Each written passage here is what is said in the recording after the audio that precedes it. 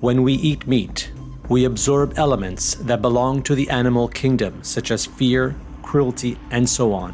And this means that it will be very difficult for us to develop our higher self. Omram Mikhail Ivanahov, vegetarian. Our programs offer many languages. Please visit suprememastertv.com/schedule. Nos programmes offrent plusieurs langues. Veuillez visiter suprememastertv.com/schedule. Nuestros programas ofrecen varios idiomas. Visite suprememastertv.com/schedule.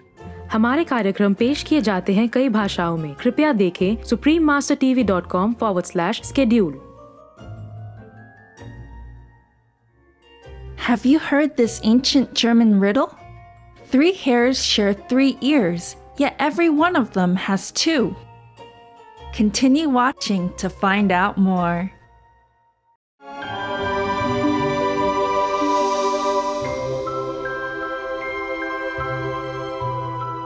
Good day, treasured viewers. I am Uncle Abner, a learned snowshoe hare, and this is my lovely niece, Little Elma, an inquisitive mountain cottontail rabbit.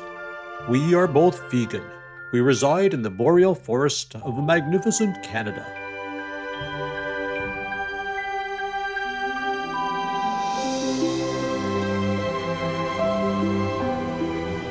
We marvel at the spontaneous and generous assistance you enthusiastically offer to all humans and animals in their moments of need. May heaven's light and grace radiate continuously upon you and your loved ones.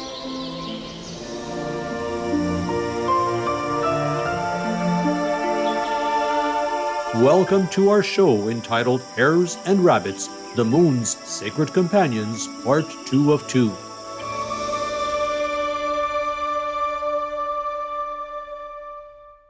Hi, energetic viewers. It's great to see you again. Last time, we learned a lot from my dear Uncle Abner about hares and rabbits and our association with the moon. Uncle Abner, in today's program, will you share some interesting information about us and the moon?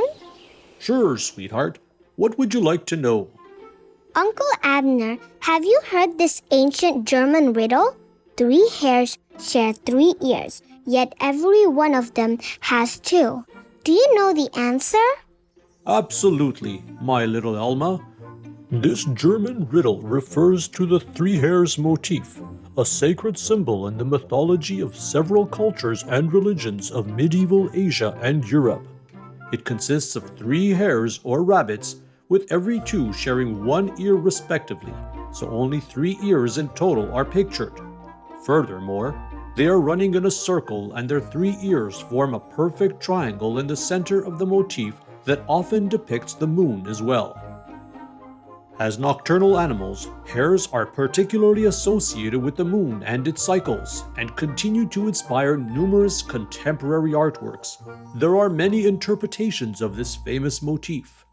Amazing! Please, tell us more. Of course, it would be my pleasure. The earliest known examples of the 3 hares motif were discovered on paintings in Buddhist cave temples in China, dating from the 6th and 7th centuries. A scholar who studied the decorative patterns of these caves concluded that the motif represented peace and tranquility, since rabbits are considered auspicious in Chinese culture.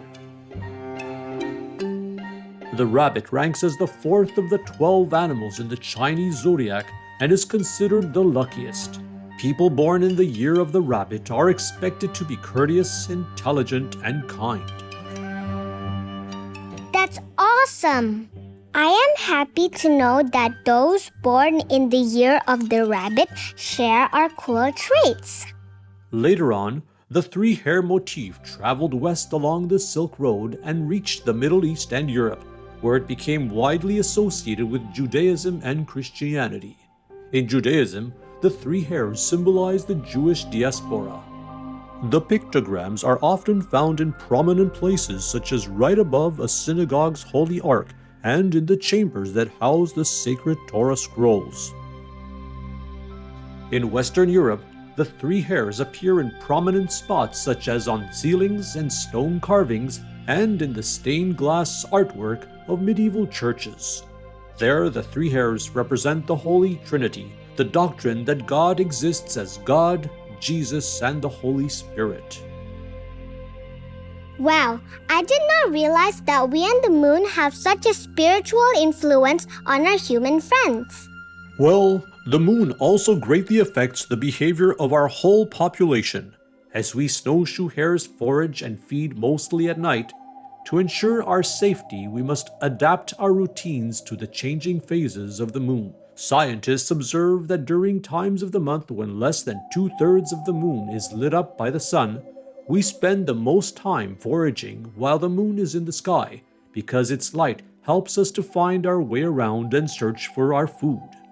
The scientists also found that when more than 2/3 of the moon is lit up, we spend most of our time foraging before the moon rises or after it sets. And if we do go out at night, we travel shorter distances because we are more cautious. I see. So our risk management strategies are built around the phases of the moon? Yes, exactly. Furthermore, our breeding cycle is also connected with the moon. For many centuries, humans have noticed that our population growth roughly follows a 10-year cycle, and for the last 150 years, scientists have more accurately observed that our population cycle is 9.3 years, which is exactly half of the moon's nodal period. The plane of the moon orbiting around the Earth is tilted by about 5 degrees compared with the plane of the Earth orbiting the sun. The point at which the moon crosses the plane of the Earth's orbit around the sun occurs once every 18.6 years, which is one nodal cycle. The reason for this connection is one of nature's most intriguing mysteries. Could it be because the nodal precession of the moon affects how much light it shines on the Earth, and when there is more moonlight, plants grow more, increasing our supply of delicious vegan food? Or are there other mysterious factors behind this connection? As the renowned biologist J.B.S. Haldane used to say, the universe is not only queerer than we suppose, but queerer than we can suppose. Dear viewers, let's pause briefly to admire the beautiful moon for a while.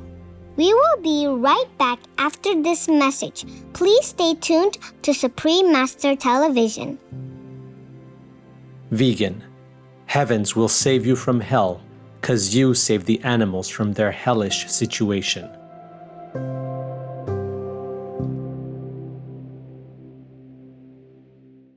Welcome back to our program, Hares and Rabbits, the Moon's Sacred Companions, Part 2 of 2 on Supreme Master Television. Uncle Abner, may I know why your brown fur will turn white during the winter? Oh, we snowshoe hares are also called the varying hares because we shed our hair twice each year. In winter, our pretty snow-white coat helps us blend in the snowy landscape to keep us safe. In summer, our rusty brown fur blends well with the rocky terrain and forest floor. This camouflage protects us well from danger, but unfortunately, we have seen its effectiveness declining in recent years. Oh, what happened, Uncle Abner? You sound so worried. Our molting process is triggered by the seasons. However, climate change is causing the snow to arrive later in winter. But we can't alter our genes to match these new weather patterns. As a result, we sometimes find ourselves wearing a white coat when our surroundings have turned brown. So our camouflage doesn't work as well, putting us in danger. Oh, that's so terrifying. What can we do? Unfortunately, there is not much we can do at the moment. Some of us have borrowed a pigmentation gene from our big-eared cousins, the black-tailed jackrabbits. This adaptation allows us to molt brown to brown, so to speak, instead of brown to white. Since we still need new fur, but without as much snow on the ground, it's safer for our new fur to also be brown. Others have to move to colder winter habitats, which are now becoming increasingly crowded, so there's not always enough food for everyone. The climate crisis has also greatly disturbed the life cycles of numerous plants and animals. For example, flowers suffer from a lack of timely pollination, migrating animals see a reduced supply of seasonal food, and extreme weather events disrupt habitats. Such devastating impacts come too fast for us to adapt to them. The changing climate severely threatens all of us co-inhabitants of the planet, plants, animals, and humans alike. Oh my, so what is causing climate change? Climate change is caused by greenhouse gas emissions from human activities such as animal livestock factories, deforestation, and burning fossil fuels.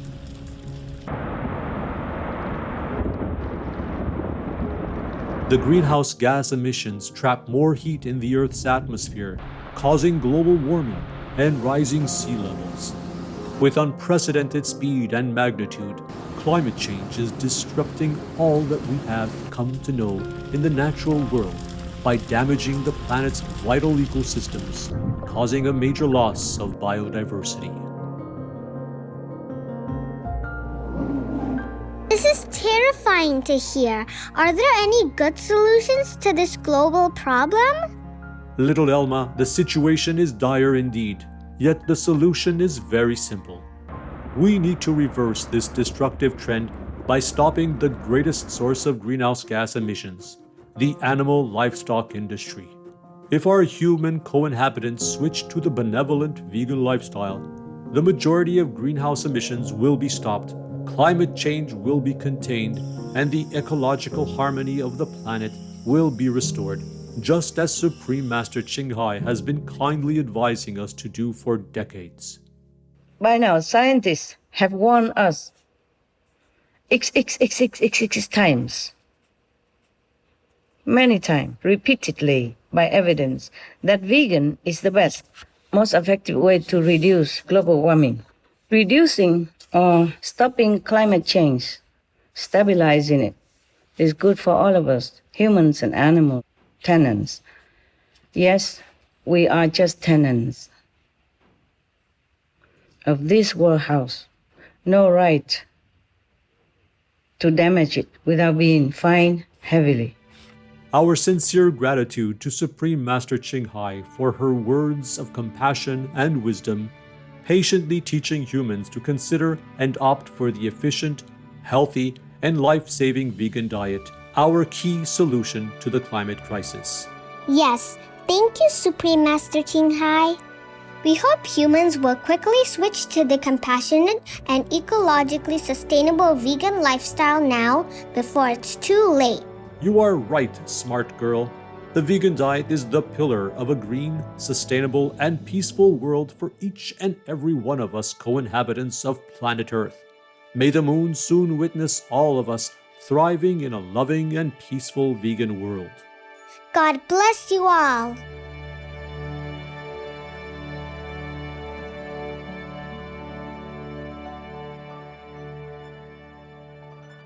Benevolent viewers, we sincerely appreciate your company for today's program.